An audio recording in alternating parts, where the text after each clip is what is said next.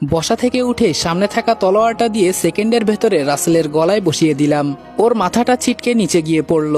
আশেপাশের পরিবেশ একদম নীরব হয়ে গেল। আমার রাগ চরম পর্যায়ে পৌঁছে গেছে। চোখ দিয়ে যেন আগুন বের হচ্ছে। আমার পরিবারকে নিয়ে কথা বলা, তাও আবার আমি বেঁচে থাকতে, আমার সামনেই। পেছনে ফিরে আখি আর মেয়েটার গলায় ধরে শূন্যে তুলে ফেললাম। আমি বললাম, অনেক সহ্য করেছি তোদের কাহিনী, আর কত সহ্য করব? আমি হিজড়া, তাই না?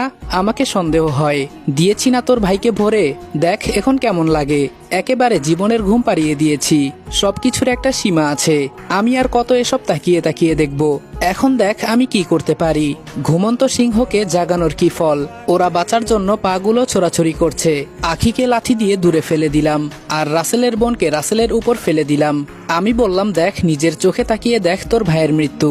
সামনে পড়ে থাকা লাঠিটা দিয়ে আখি আর রাসেলের বোনকে ইচ্ছে মতো মারতে লাগলাম। আমাকে মারবি তাই না? আমার পরিবারকে মারবি? কোন শালা আসবি, আয় দেখি তোদের কার কত দম। চোখ দিয়ে আমার যেন আগুন বের হচ্ছে। হঠাৎ পেছন থেকে একটা মেয়ে আমার হাত ধরে ফেললো। আমি বললাম, তবে তোরে তো। তাকিয়ে দেখি আখির চাচাতো বোন আমার হাত ধরে আছে। মেয়েটা বলল, ভাইয়া ওদের আর মারবেন না, ওরা মারা যাবে।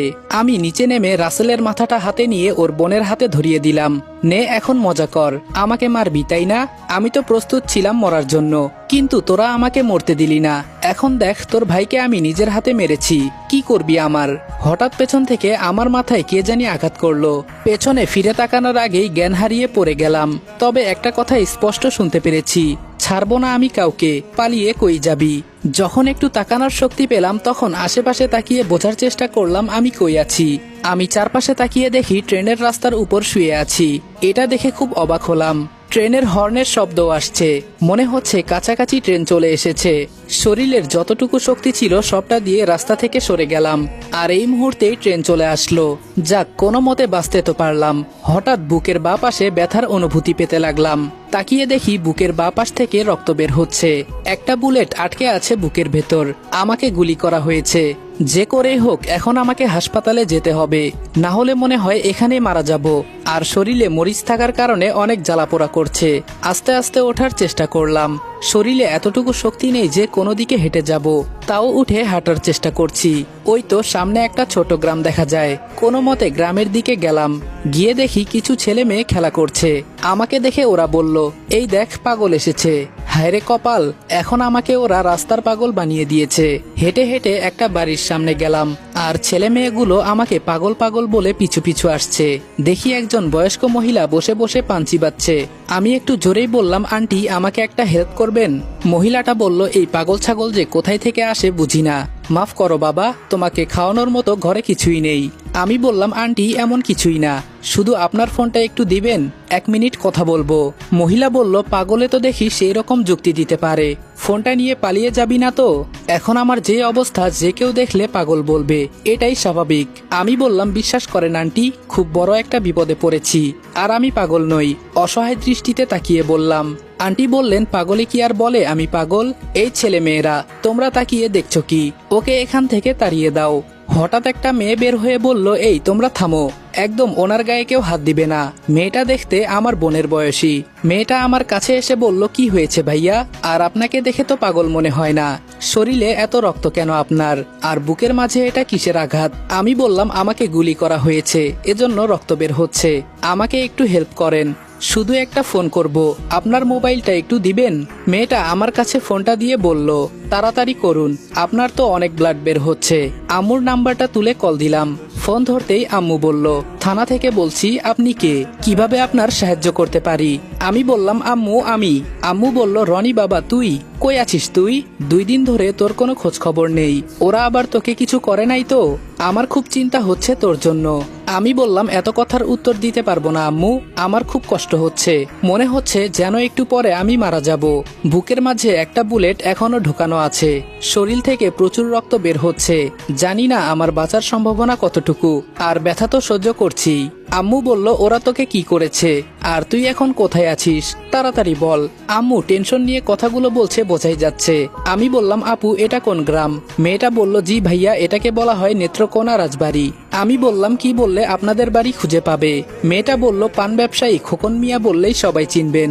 আম্মু বলল, আমাকে আর বলতে হবে না, আমি শুনছি। কিছুক্ষণ পর এখানকার পুলিশ তোকে নিয়ে যাবে হাসপাতালে, তুই কোনো চিন্তা করিস না। আমি আমার ছেলেকে কখনো মরতে দিব না। আমি আসছি বাবা, একটু অপেক্ষা কর। আমি আর কিছু না বলে ফোনটা কেটে মেয়েটার হাতে দিয়ে নিচে বসে পড়লাম। মেয়েটা বলল, ভাইয়া আপনার খুব কষ্ট হচ্ছে? আমি বললাম তবে কি করার, সহ্য করতে হবে। তোমাকে অনেক অনেক ধন্যবাদ, তুমি না থাকলে আজকে হয়তো আমাকে এখানেই মরতে হতো। মেয়েটা বলল, কেন জানি আপনাকে আমার দেখে পাগল মনে হলো না, কিন্তু আপনার এই অবস্থা কি করে? আমি বললাম, অনেক বড় কাহিনী, আরেকদিন দেখা হলে বলবো। মেয়েটা বলল, আপনাকে আমি হাসপাতালে নিয়ে যাব, চলেন আমার সাথে। আমি বললাম, লাগবে না আপু, পুলিশ আসছে। মেয়েটা বলল, ও মা, পুলিশ কেন? আমি বললাম, ভয় পাবেন না, আমার আম্মু পুলিশ অফিসার। মেয়েটা বলল, বুঝে গেছি, কিন্তু আপনার শরীরের এসব লাল লাল দেখা যায়, এগুলো কি? আমি বললাম, মরিচের গুঁড়া মিশিয়ে দেওয়া হয়েছে আমার শরীরে। মেয়েটা বলল, কি? আমি বললাম মেয়েটা এটা শুনেই দৌড়ে কোথায় চলে গেল। কিছুক্ষণ পর একটা বালতিতে পানি এনে আমার দিকে ছুঁড়ে দিল, যার কারণে শরীরের সবকিছু পরিষ্কার হয়ে গেছে। আমি বললাম, ধন্যবাদ আপু। দেখতে দেখতে পুলিশ এসে গেল। এক অফিসার আমার কাছে এসে বলল, আপনি কি রনি? আমি বললাম, জি। আম্মু আপনাদের পাঠিয়েছে তাই না? পুলিশ বলল, কোনো কথা বলবেন না, আপনার অবস্থা খুব খারাপ, তাড়াতাড়ি গাড়িতে ওঠেন, আপনার কিছু হয়ে গেলে ম্যাম আমাদের ছাড়বে না।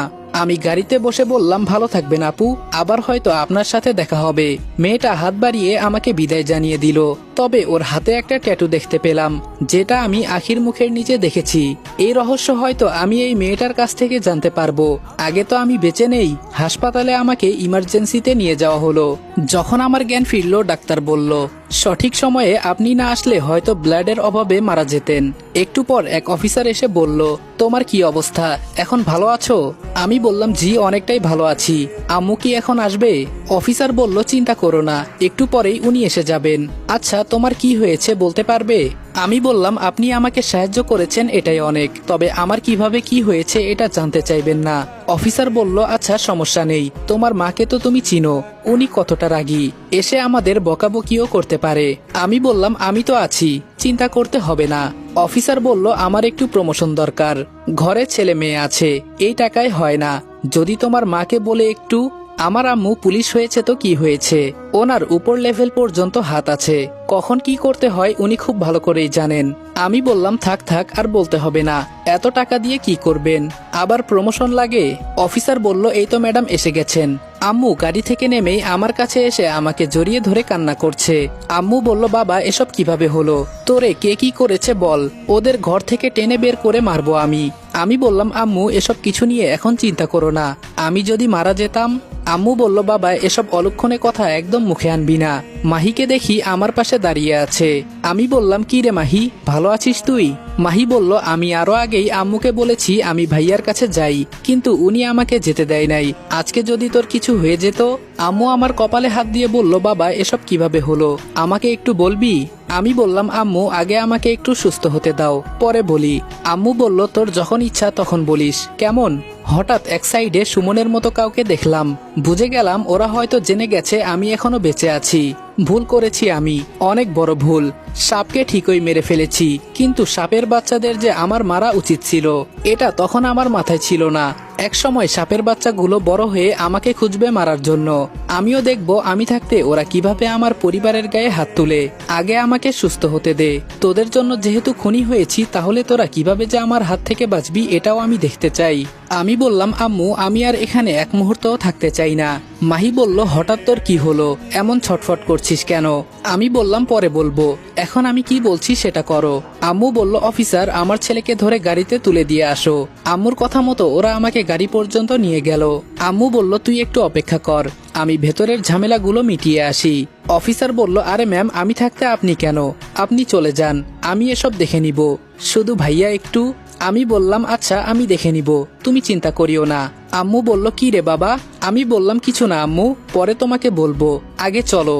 আম্মু ড্রাইভিং করছে আর মাহি আর আমি পেছনে বসে আছি। মাহি বলল, ভাই সত্যি তোর গায়ে কে হাত তুলেছে? আমি বললাম, থাক বোন, পরে বলবো, এখন ভালো লাগছে না, সেই রাত থেকে কিছু খাই নাই, শরীরে এক ফোঁটাও শক্তি নাই আমার।